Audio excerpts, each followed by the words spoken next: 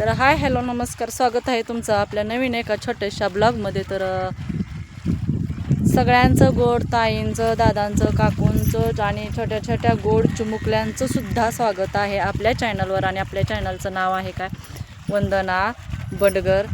तर तुम्ही बघू शकता बघा काय चालू आहे. काही धंडातनं पाणी आलेलं आहे आणि काही आपला चंबर चालू केलेला आहे. पाणी आपल्याला इथं नाही, आपण पाणी एक 2 किलोमीटर 2 ते 3 किलोमीटरच्या अंतरावरून पाणी आपल्याला इथं आलेलं आहे आणि आपण आणलेलं आहे ते पाईपलाईन करून. तर आपण जे इथं राहतो तिथं आपल्या शेतामध्ये इथं विहीर नाही, तर आपली तिकडच्या शेतात विहीर आहे. तर ती तुम्हाला नंतर सांगेनच. तर तुम्ही बघू शकता बघा, सकाळ सकाळ दिवस पाळी लाईटी आहे त्या. आणि म्हटलं गहू भिजवून घ्यावं. गहू भिजवला नव्हता, आठवडा झालं गहू भिजवला नाही, रात पाळी होती त्यामुळं. आमच्याकडं काही दिवस पाळीचा टप्पा लागलेला नाही अजून तरी.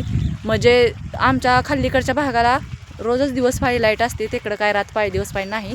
तसं आमच्याकडं तर अजून झालेलं नाही बघा मित्रांनो. तर म्हणून संध्याकाळचं भिजवायला जरा हीच होतं या. मग म्हटलं आज सकाळ सकाळ गहू भिजवून घ्यावं, सगळं आवरून बिवरून आलेले रानात. आणि म्हटलं चंबर पाणी चालू केलेलं आहे.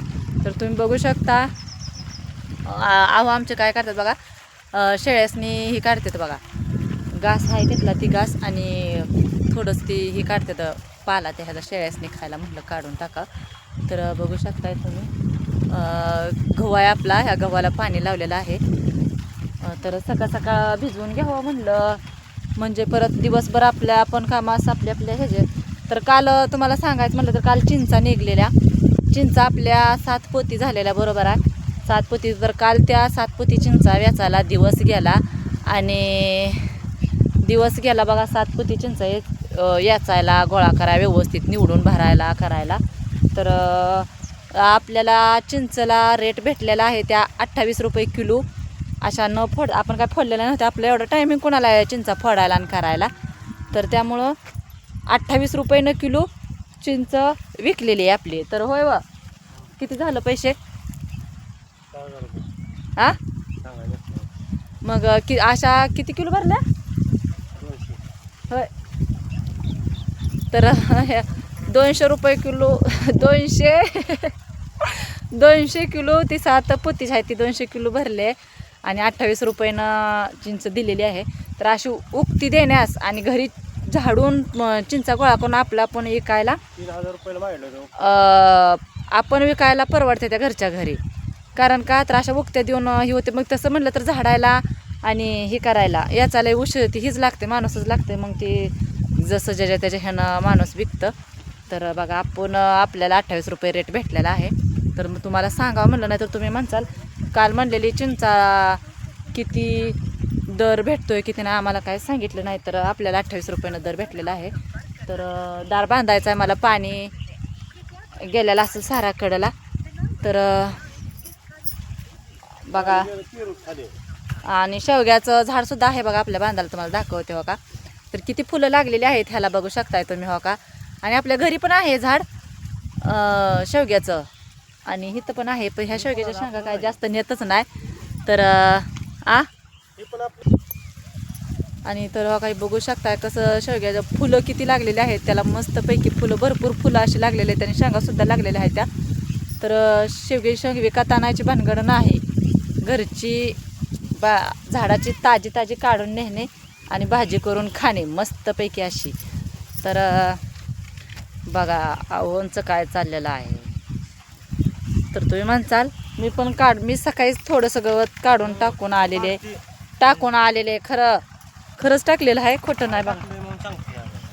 हां सकाळी टाकलंय की मी काढून, सकाळी टाकले काढून. तर मला एक म्हणायचं आहे आपल्या यूट्यूब फॅमिलीला आणि शेतकरी मित्रांना, बांधवांना, सगळ्यांनाच, शेती हा करणं एक बिझनेस आहे आणि व्यवसायसुद्धा आहे. असं नाही की नोकरीच केल्यावर ना तो बिझनेस आहे, असं काही सुद्धा नाही. शेतीसुद्धा बिझनेस आहे आणि व्यवसायसुद्धा आहे.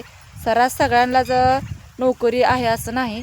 तर शेतकरी मित्रांनो, शेती जर व्यवस्थित आणि डोक्यानं जर केली तर आपण शेतीतनं सुद्धा फायदा मिळवू शकतो. आणि शेतीशिवाय तर मजा नाही. खरं तर काही लोक शिक्षण घेऊन शेतीमध्ये हे करतात, उत्पन्न काढून भरघोसपैकी उत्पन्न घेऊ शकतात. तर तुम्ही बघू शकता. आणि मला एक म्हणायचं आहे, शेती हा सुद्धा एक व्यवसाय आहे आणि बिझनेस आहे. तर जेव्हा आपण शेतीमध्ये पिकवतो, ह्या काळ्या आईमध्ये पिकवतो आणि जेव्हा या मातीमध्ये पिकतं म्हणजे शेतीमध्ये पिकतं तेव्हा आपण मार्केटमध्ये विकतो. बरोबर आहे का नाही? जेव्हा शेतीमध्ये पिकते तेव्हा मार्केटमध्ये विकता येतं. तर हॅशटॅग शेतकरी आणि शेतकरी ब्रँडसुद्धा मी म्हणते.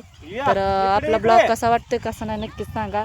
कमेंट करा, लाईक करा आणि आपल्या चॅनलला कोणी सबस्क्राईब केलं नसेल तर चॅनलला सबस्क्राईब करा. तर तुम्हा सगळ्यांचं धन्यवाद आपला ब्लॉग बघितल्याबद्दल आणि बाय सगळ्यांना. तर कसं वाटते शेती कशी नाही सांगा आणि आपला गहू कसा वाटते कसं नाही सांगा. तर आमचं सासरे बघा आज आलेले आहेत रानात. ते आजारी असतात फिरत नाहीत पण आज शेतात गहू बघायला आलेले आहेत बघा. फिरत फिरत म्हणलं गहू तर बघून येतो म्हणून आलेले आहेत बघा. मी दारं धरते म्हणून तर म्हणलं गहू बघायला आलो. तर ह्या रोपं आहेत गव्हामध्ये त्यामुळं ती काय रोपं मोठी होणार ती त्याला वारच लागना काय त्या रोपासनी. तर आलेलं आहे बघा रानात आज. त्यांना बरं थोडंसं वाटतंय, इतकं काय जास्त नाही फिरत नाही थिंडत नाही तर तिथल्या तिथंच असतंय. पण आज आलेलं आहे तर रानात चक्क ते पण गहू बघायसाठी आलेलं आहेत. तर काम काहीच नसतंय. काम तर म्हणजे ते पहिल्यापासूनच त्यांनी काय करत नाहीत आणि आता पण नाही काय करू देत आम्ही. तर बाय सगळ्यांना.